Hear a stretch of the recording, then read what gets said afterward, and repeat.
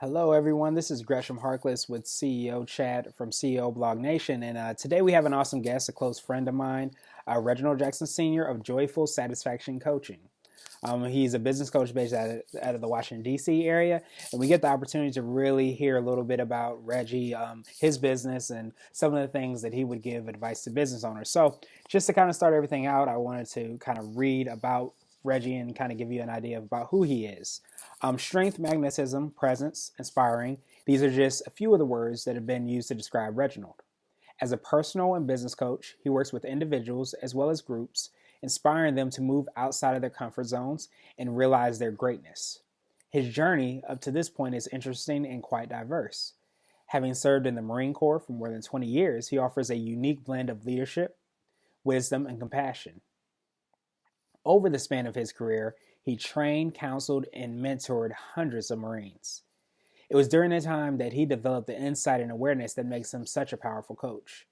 Since retiring from the Corps in 2007, he has held leadership positions in the IT industry, to include consulting and project management. Working with others and seeing the light come on is especially rewarding. His education includes an array of leadership and management skills, a BS in computer science, and an MBA, which is a focus in project management. He is a member of the International Coaching Federation and also serves as a mentor coach, working to train others in the profession of coaching. As a conscientious observer, Reginald has an uncanny ability to hear what you don't say. Because of this gift, he is able to connect with his clients in a bold way. Consequently, he is dedicated to moving you towards the transformation you desire. He is known for being more than resourceful when it comes to addressing issues that challenge you, and his loyalty knows no bounds. There is no question regarding Reginald's passionate nature and his contagious enthusiasm. His unique blend of candor, wit, humor provides a haven of comfort as you've known him all your life. As if you've known him all your life. Most importantly, it creates space for growth and transformation, which is the ultimate goal of the coaching experience. So, without further ado, I want to introduce you guys to Reginald Jackson. Gresham, thank you, sir. All right, awesome.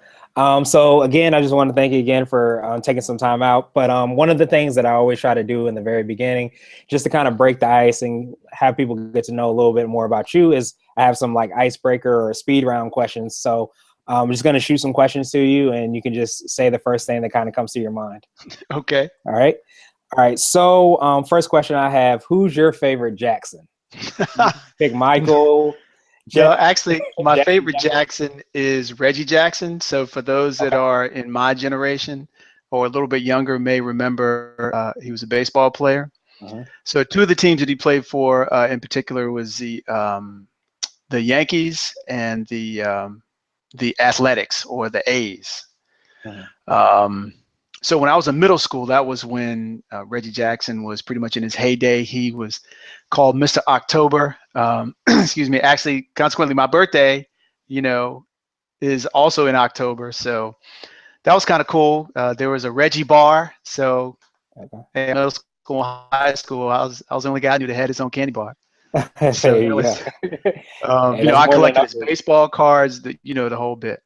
Okay, cool. So can I call you Mr. October too? Well, when I was in the Marine Corps, my CO used to call me that because he said I hit home runs all the time. So yeah. There you go. I've heard it. Trust me, I've heard it all. Awesome. Okay, so what's your favorite thing to do when you're not working? So in the Marine Corps, my occupation is a musician. So, and I've played music and been a fan of music for a very, very long time. So listening to music is one of the things that I like to do. A lot of different genres. I don't have anything that's favorite. I'm also a great lover of wine. So a nice glass of wine and some music of any flavor, I'm good. Okay, awesome. Who's your favorite entrepreneur or business person? My favorite entrepreneur is Magic Johnson. Okay. This is a guy who, started off college career in basketball, went to the pros, won countless championships, had that great Larry Bird rivalry, went on to the Olympics, had the devastation of, contracting AIDS, actually came, to the forefront to, admit that he had that. But that didn't stop him either. So to take that drive, that spirit, and that passion to then launch multiple businesses, not just to line his pockets, but to take something to the community, to touch people where they live. To me, that's what entrepreneurship is all about. So as opposed to the Wall Street cats or the guys that they're just making money to make money. When you have a gift or a passion and then you share that with others and they're able to reap the benefits as well, that's real entrepreneurship. So yeah, he's my guy. I agree. I agree. Definitely changing the world at the very least. That's the very least you can say about Magic Johnson. Oh So yeah. definitely great choice. So what about a favorite business quote? So this points to coaching long before coaching as we know it today even came about. The quote is actually from Henry Ford, and he said, whether you think you can or you think you can't, you're right. Exactly. So Simply said. yeah, and it's pretty simple, but when you really break it down, what it actually means is whatever your mindset and whatever you put your mind to is what will be the result. So if you don't think that you're going to be successful at something, you won't be. If you believe you can conquer anything you set your mind to, you will. So such a simple phrase, whether you think you can or you think you can't, you're right, is beautiful. Definitely. Definitely. And finally, what is your favorite business book? My favorite business book, and I'm going to have to say it's still all about coaching. The author is Tracy Goss. She spells her name Tracy, Goss, SS. And the book is The Last Word on Power. Okay. So as an executive coach, she's worked with a lot of C-suite, right? And C-suite comes from if you're a CEO or a CFO, CTO, anyone in that executive leadership realm within a company. Mhm. She works with those types of business leaders. And there's this thing she calls your success strategy, right? And that's the thing that you've done to create success. The only problem with that is you continue to do the same things you've done in the past to be successful, which means you'll only be as successful as you've been Right. because you haven't changed. Right. So she gets you to identify that, and it's three very simple steps or questions that you ask yourself, or statements rather. The first one is, I look for blank. The next one is, in order to blank, so as to blank. So if you fill in the blanks, you could say, I look for problems so as to solve them, uh, to be the hero. So if that's the way you've made yourself to be successful, Mm-hmm. that will just repeat itself over and over again. Interesting. So the content or the situations may be different, but the way you address the situations is always the same, right? Like the Interesting. same way you may approach relationships. A lot of people in their relationship cycle is what it's called, Mm-hmm. whether it's a business relationship, it's a family relationship, it's a personal relationship, an intimate relationship, it doesn't matter. You will follow basically the same steps that you do with all relationships. Mm-hmm. So if you have a romantic relationship and things start to go south for whatever reason, Mm-hmm. and then you begin to distance yourself, like you stop calling, you all don't see each other as often as you do, or in business, your business partner, you're like, I don't know, and you kind of back away very slowly, and then that way it's easy for you to just cut ties Mm-hmm. because you've created that distance to protect yourself. Mm-hmm. So that will be the same cycle that you follow in practically every relationship. So going back to your success strategy, or what Tracy talks about in her book, Mm-hmm. you have to look at and completely shake up the way you've done business up to that point. Interesting. Yeah, and that makes perfect sense along the same lines. If you, what does it say? Insanity is to keep doing the same thing over and over again, expecting a different result. Right. So Albert Einstein. yeah, definitely. So, Yeah. definitely appreciate that. So, but I'll be sure definitely to pick up that book. So, I guess just to start everything, we read your bio, we learned a little bit more about you. Are there like any gaps that you kind of wanted to speak to about you yourself and how you came to kind of start your business? Sure. So in the Marine Corps, one of the things that the Corps prides itself in is what's called developing subordinate leadership. Okay. You can take, a young man straight out of high school, teach him the basics of combat and troop leading, and then at 19 or 20 years old, he's able to make literally life and death decisions from that training. Now, of course, you can take that type of training, or you can take that method of training and apply it to anything. So in the business world, you start off empowering your people, you train them at the lowest level so they learn how to take responsibility. First, you need to learn how to lead yourself. So fast forward to answer your question, all throughout my career as a Marine and then beyond, using that same methodology in delegating responsibilities, making sure people had the tools that they needed, giving them the guidance and then the space they need to make those kind of decisions to grow professionally and personally. So once I was introduced to coaching, I saw there was a real need to focus on taking that subordinate leadership development methodology and then take that to the business world, or to introduce people to that in their own life. So one of the things, while it's military in general, Marine Corps in particular, is the Marine Corps is full of acronyms, um, which are words that are made up of another phrase.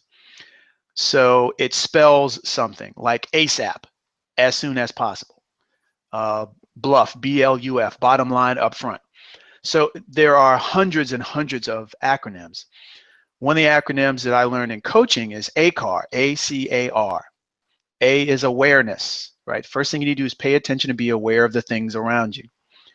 C is choice. Once you've created this awareness, now you're able to find choices that you can make.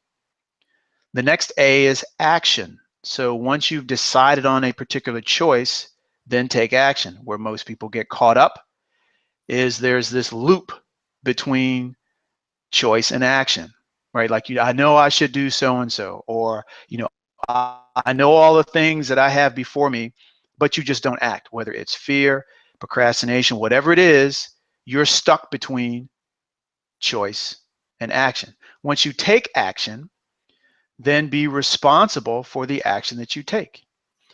And I talk to all of my clients about it. I talk to people in general about ACAR because it's something really simple. It's something that you can remember. It's 4 words: awareness, choice, action, and responsibility. So once again, like I talked about the relationship cycle and how you can look at all types of relationships, you can also look at yourself personally and the things that you do. Very, very good friend of mine years ago mentioned or made mention of a phenomenon he had noticed. You ever notice how you step on the elevator or you'll meet someone in a store or something and you say, "How's it going?" They go, "Oh, I can't wait till Friday." Or I'll be glad. I can't wait till I go on vacation. And he said people go through life looking forward to things with such veracity that they create this velocity where they blow through days of the week and have no idea what happened in between. So if you're living for the weekend, you got Monday through Friday, you can't account for by Saturday. And then when Sunday rolls around, you're dreading going back to work on Monday. And before you know it, it's a year later, 3 later, 5 years later. Mm-hmm. So yeah, people just rushing through life. And there's so much of life when you say, for instance, use a car and you look at all your choices and then you take action on the choice and then you are responsible. Here's an example. I'm meeting you for lunch, Mm-hmm. right? I leave late. I get to you 15 minutes late. Mm-hmm. So I say, Gresham, man, I caught every light.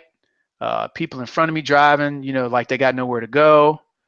And I'm not taking responsibility for what I've done in delaying lunch because I was irresponsible.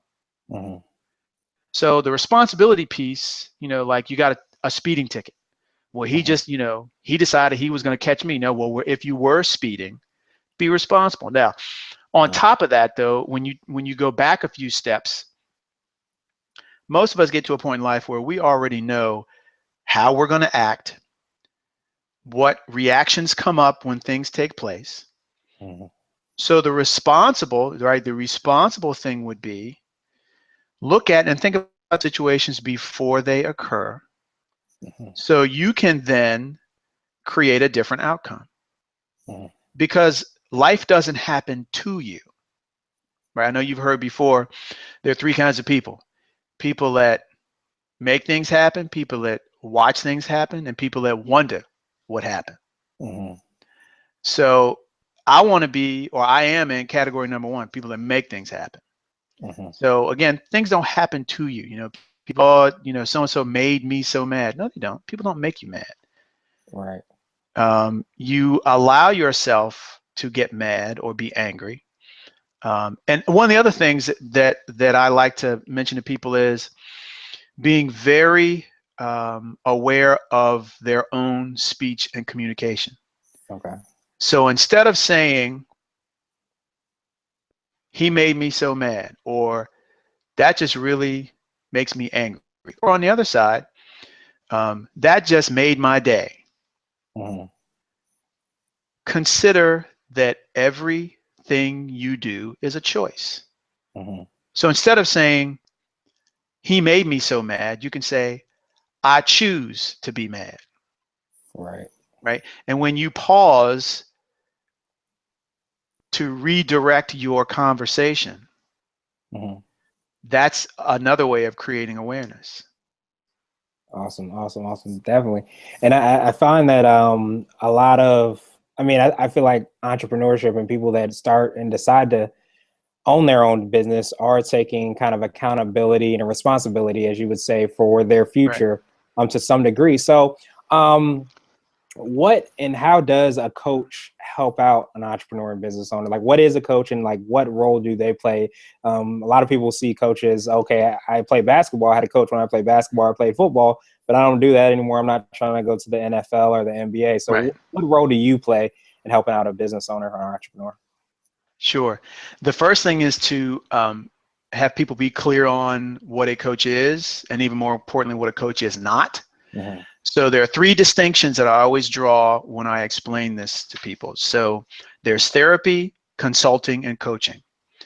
A therapist is a subject matter expert that looks for healing, some point or point of stress or duress, Mm-hmm. um, offer you things to begin the healing. And if you see a psychiatrist, he or she can even prescribe medication. So that's not coaching, Okay. right? That's trying to clear things up that happened in the past. Mm-hmm. A consultant, also a subject matter expert, comes in, makes an assessment, um, gives you the findings. They put a plan in place, execute the plan, and then they go away. Mm-hmm. That's not coaching. Mm-hmm. With coaching, first of all, as opposed to being past, PAST, past based as Mm-hmm. a therapist, coaching is future based, Okay. right?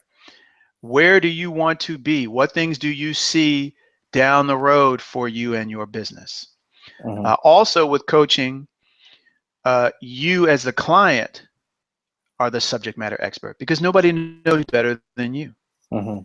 Now, the interesting thing about that, though, is as well as you know yourself, there are also blind spots or areas of your personality or your behavior that you don't notice because you can't see it because you're too close to it. So what a coach can do is reflect those things, right? I like to look at it, the difference between a mirror and a sponge. Okay. So we all have friends that have great advice. They tell us what we ought to do. And then, they can even take on our drama, right? So they soak up all that energy like a sponge. A coach will reflect everything. I have no judgment. I have no opinions. I ask all my questions from curiosity. The more questions I ask you that I don't have the answers for takes me out of the consulting mode because I'm not the subject matter expert.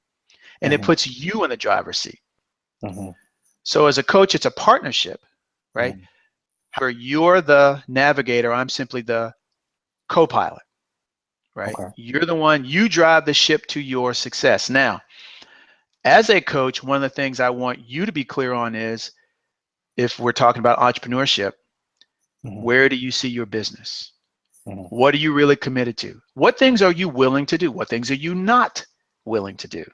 What have you tried that was successful? What have you tried that was unsuccessful? Once we are able to identify those things, then I'm going to ask you, as your coach, I am going to hold you accountable. I will be your cheerleader. I will be your source of inspiration, not motivation. Motivation is exterior.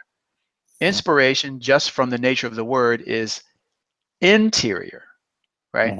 So if you think of that burning passion that you have as an entrepreneur to have your own business, that's something inside you. So I can't make you excited about your business. You have to be excited about your business. But in doing so, the inspiration that you require from time to time needs a little stoking, right? And that can be something as simple as having you, again with ACAR, having you create awareness around the things that you do well or the things that have gone well. Because a lot of times we are our own worst critic. Matter of fact, I saw something on Facebook just a few days ago, and it reminded me about this situation. So if you're walking up the steps and someone is walking ahead of you and they trip, this is rhetorical. What would you say to that person? Now, if you're walking up the steps yourself and you trip, what would you say to yourself? And if what you say to yourself is less kind than what you would say to the person that tripped on the steps in front of you, that's where the negative self-talk starts. And that's how you are your own worst critic. Oh, how could you be so stupid? Watch where you're going. You probably, now there's some people that would, but you probably wouldn't say that to someone that you didn't know who was walking up the steps in front of you. Right. You would tend to be a lot more kind. So that takes me to two things that I always talk to people about: patience and permission. Be patient with yourself, right? If you're a parent and you are teaching your child to do X, tie their shoes, potty training, algebra, you name it, you will oftentimes in the very beginning, as they are learning, be very patient with them. You'll give them the permission to fail, right? You'll be gentle with them. You'll be encouraging. We don't do that with ourselves. For many of us, the bar is so high that we leave no room for error. We could do 10 things right and one thing wrong, and we'll focus on the one thing wrong. So the velocity that we want to create in our business, we don't keep because we focus on every what we call as a failure. You look at any inventor, whether it's someone as famous as Alexander Graham Bell, Booker T. Washington, Carver, Edison, you name it. Anyone who has created some invention, there were hundreds, if not thousands, of experiments that they conducted before they found the right thing. Mm-hmm. So patience, right? Because things are going to take time. Right. And permission. Mm-hmm. Allow yourself to learn from those things that you've tried and haven't been successful with. Definitely. That's powerful. I mean, I think that encompasses what entrepreneurship is. Anytime you're starting a business, whether it be you're creating a new widget or a new app, or you're even trying a new marketing strategy, some of it is trial and error. And Yeah.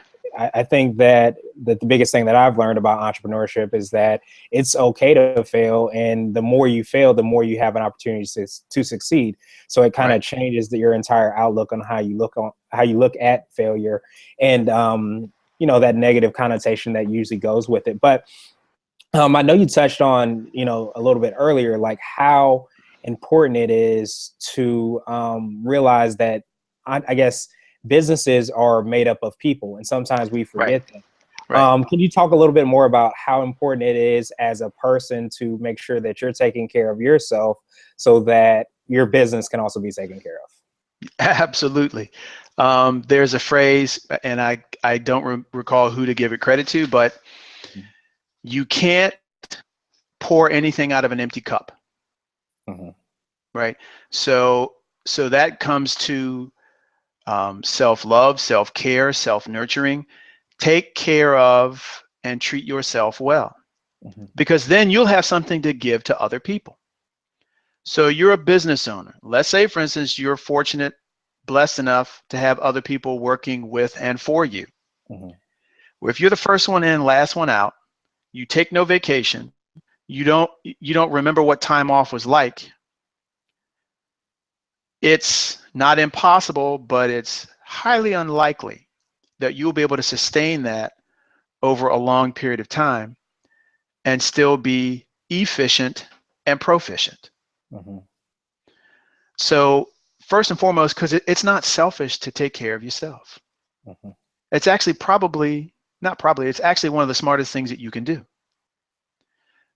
You may have heard you can't love anyone else until or unless you love yourself. So you can't take care of the people that you work with and that work for you until you take care of and learn how to take care of yourself. Ask for support. Mm-hmm. Understand the things that you need to sustain yourself. Mm-hmm. And the better you are at that, the more aware you are at that, the more likely you will be able to recognize some of those shortcomings in others. Right? Mm-hmm. Like if you have somebody else, a business partner who comes in early and stays late, right along with you. Mm-hmm. Everybody has different tolerance levels. Mm-hmm. But if you think about a bridge is engineered and constructed to withstand a certain amount of weight, a certain amount of stress, and it's also built to last for a certain amount of time. Mm-hmm. It also requires maintenance and inspection. Mm-hmm. If you look at yourself or your business as this structure that you've built, Mm-hmm. it has a certain stress level, right? Mm-hmm. There's a certain amount of maintenance that you need to perform. Mm-hmm. Anytime you have a bridge that receives the maximum amount of stress over a prolonged period, you're then going to lose you're going to lose the integrity of that material that holds or bonds or keeps that bridge strong. And we as entrepreneurs are no different. Mm-hmm. That's powerful. Yeah, definitely. And I could definitely see the image and how important it is to kind of take care of yourself. I always, have to tell myself that as well too. Make sure you're able to stand on your ones and twos so you can help other people, and it's so vital to definitely do that. So I guess obviously you dropped a lot of great knowledge. So tell us a little bit about Joyful Satisfaction Coaching, your coaching business, and kind of some of the services that you provide for like entrepreneurs and business owners and CEOs and C-level executives. Sure. There are actually three things we look at. So we are all whole people, right? Mm-hmm. And we're made of basically three elements: professional, personal, and private. Mm-hmm. The professional side people see in your business, right? The personal side, maybe, your family or close associates. Private side, typically, maybe only your spouse if you have one, or significant other. Maybe nobody but you. Mm-hmm. The things that we address coaching are all three, Okay. because you can't approach one without approaching the other. So the first thing that I want people to really be clear on is, the more honesty, compassion, patience, and permission you have for yourself, the better the whole person and the business will be able to operate. So the first sessions we have, or actually the first one, is I want to know what's your business, what is it you want to create, where have you been, where are you now, where are you going? So what's the future state of what you want to see? So once that vision has then been communicated, I'll say, okay, where do you want your business to go? Or where do you want your company to go? How do you want to see, the team that supports you grow? So then that becomes your vision, right? So any good business should have a vision statement and a mission statement. Mm-hmm. So the vision is what you see your company to be and how it grows. The mission statement is how you go about making sure that's going to happen. Mm-hmm. And also what people know you to be, right? Mm-hmm. So I want to make sure that people are really aware of the elements that make up Gresham Harkless or Reginald Mm-hmm. Jackson or anyone else. Mm-hmm. So when you ignore any one of those, you create a deficit. When you create a deficit, it causes a vacuum. When you cause a vacuum, now you have some area that you can't pay attention to, which in many cases becomes the blind spot. Mm-hmm. So invariably there are things that will come out during the coaching conversation and ultimately the coaching relationship, Mm-hmm. where I will reflect things to you that you might say, I never thought about that, or nobody's ever asked me that. I never looked at it that way. Mm-hmm. And the hearing what you don't say is what comes in oftentimes, where I'll say, okay, I noticed you talked about so-and-so. Where else does that happen? Mm-hmm. What other relationship does that take place in? So while coaching isn't therapy, it can be therapeutic. I climbed this morning, and one of the things they were talking about is always, because they have a lot of capacity, always taking on more things. People always bringing more things. Mm-hmm. And I get tired of people always coming to me. Mm-hmm. And I said, well, how does that make you feel? Well, sometimes I get resentful. Sometimes I want to know why, I'm the only one that has to solve the problems. And I said, well, have you ever told anyone what you need? Oh, no, actually I haven't. I Mm-hmm. said, well, if you're hungry, you go to a restaurant, right? You walk in the door, chances are people are going to know why you're there. They don't know what you want to eat, but they know why you're there, Right. right? You've communicated, I am hungry in whatever shape or form. Mm-hmm. But a lot of times as entrepreneurs, we don't want to let people know I'm hungry, I'm thirsty, I'm tired, I'm afraid. Mm-hmm. I need some support. Support does not equal weakness, Mm-hmm. right? So those are all the things that we look at that make up that whole person of professional, personal, and private. Awesome, awesome, awesome. Yeah, that's definitely powerful. And I think one of the biggest things that you said, I've heard you say it a couple times, is the blind spots. And I think as entrepreneurs and business owners, we all have our strengths and weaknesses. And I think that it's so vital to be able to have someone on your team that is able to see some of those blind spots, sometimes even put people in place to complement where you're weak. I'm a big believer in just hedging on your strengths and going in on the things that you're strongest at, and being able to build a team around you that can Right. help you to reach whatever your goal or your mission is. Yeah, I like that. I like to call that your unique brilliance. Okay.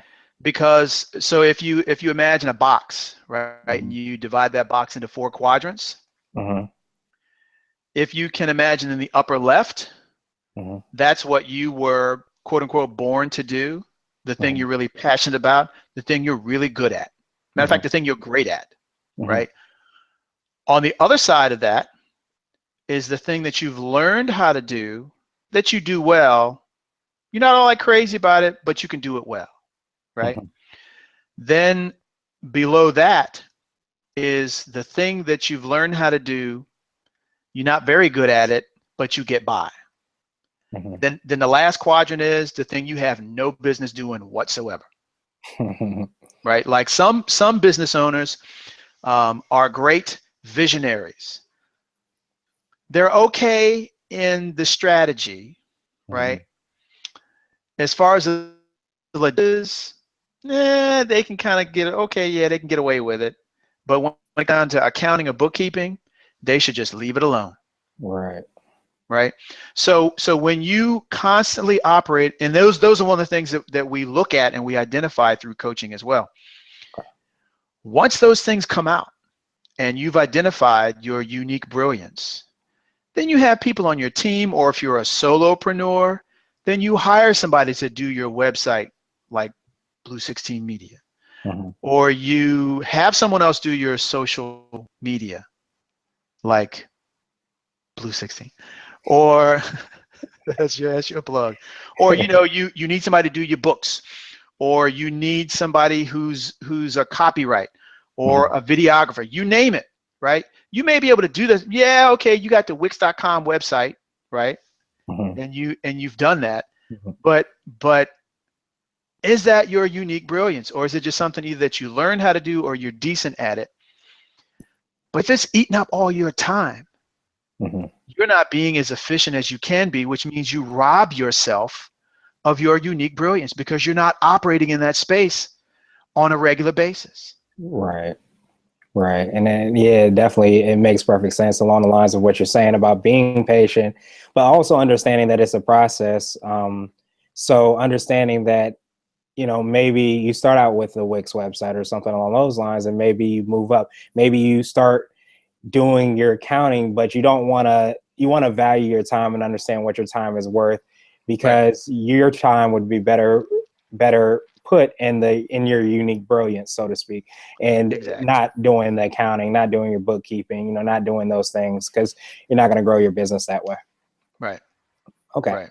So awesome. I'm real big on action items and next steps. So someone that's listening to this that, heard all the great information that you provided, what would you tell them would be the next step that they should do to kind of start going towards their goal and their mission in life?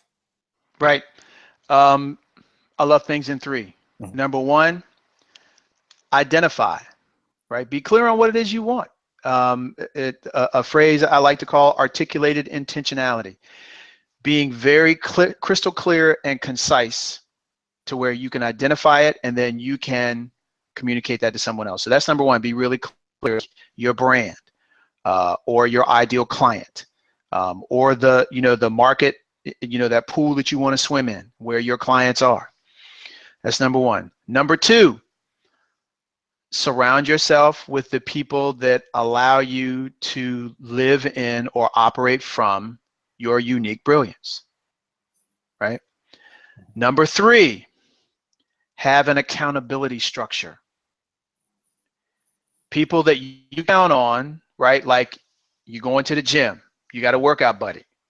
Mhm. Chances are, if that person shows up every time, that one morning you wake up or whatever time you go and you don't quite feel like going, you're not going to be so likely to just blow it off as Right. opposed to just going yourself, right? We leave ourselves back doors more often than not. Mhm.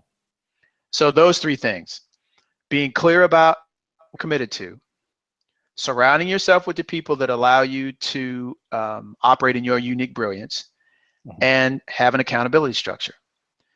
Now, it just so happens that coaching can bring about those things. And Mhm. one of the things I want to talk about where coaching is concerned is that's not like a lifelong endeavor. Mm-hmm.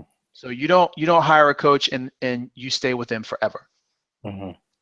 That goes back to the teaching a man to fish as opposed to, or a woman, or giving someone a fish, Mm-hmm. right? Now, it doesn't mean that in different areas or at different points in your career or your growth that you don't want to go back to, or you don't want to approach in another way, a coach, a consultant, an advisor, what have you, mentor. Mm-hmm. Um, but you want to make sure that you build yourself up, and that's what the coaching process helps to do. It helps you to identify and focus, get clear on what you're committed to, create, just like you said, action steps, right? Because one of the things that we do is we create a project plan of where it is you want to go. And then we reverse engineer that based on the timetable. You say this year, I want to be able to do so-and-so, or in the next 6 months, I want to be able to accomplish X. I have a 5-year plan where I want to do so-and-so. So we build those action steps to create that project plan. So A, we keep you on track. B, we're able to assess, the things that stop or trip you up.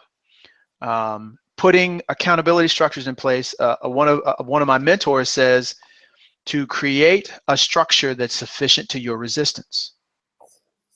Powerful. I'll say it again. Create a structure that's sufficient to your resistance. There's a place where everyone stops, right? You tap out. I've had it. Maybe you stop at 5 no's. Maybe you stop at 10 no's. Maybe you stop when you reach a certain point and you're just so tired, you don't want to push on.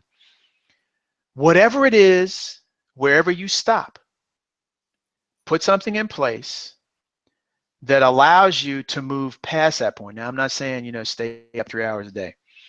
But if you push yourself to the point of exhaustion, it's probably because you aren't taking care of yourself. Mm-hmm.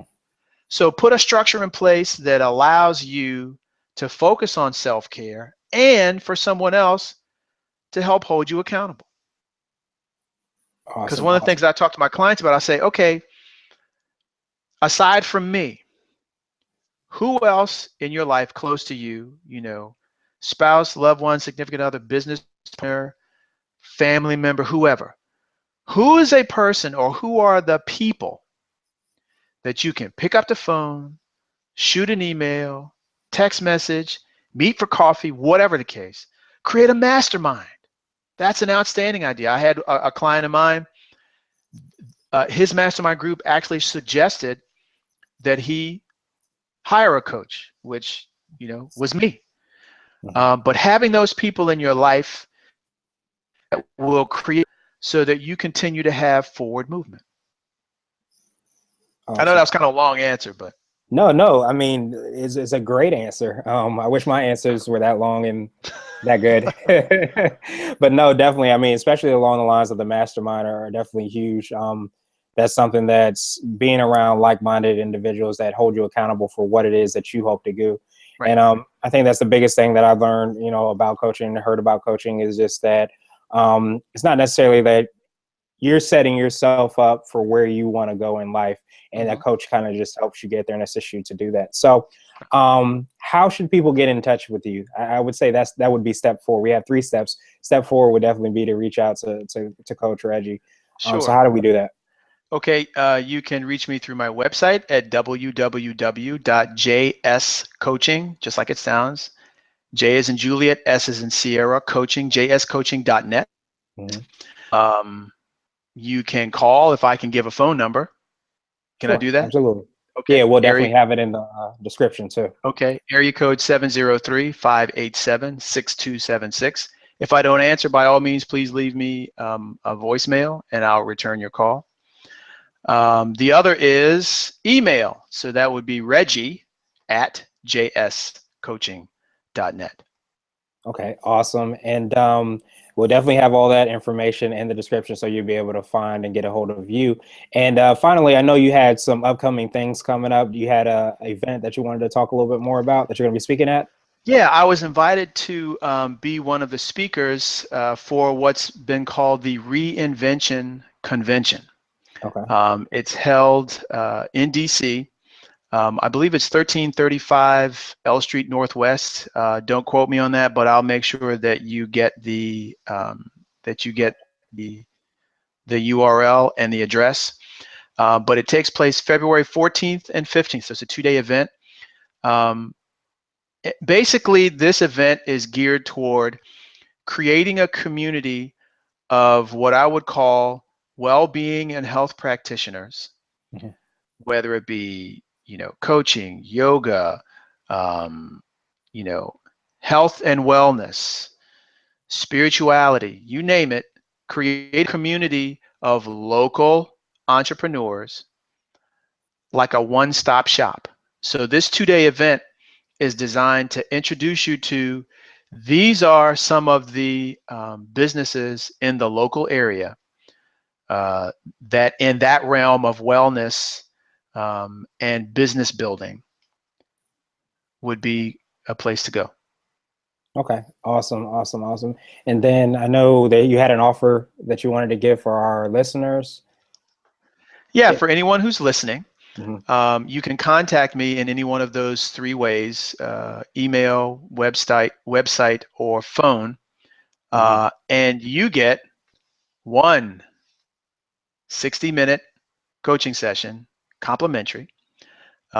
You can look at it pretty much like a test drive, right? Most people won't buy an automobile Mhm. until they test drive it, or they won't buy a pair of shoes unless they try them on.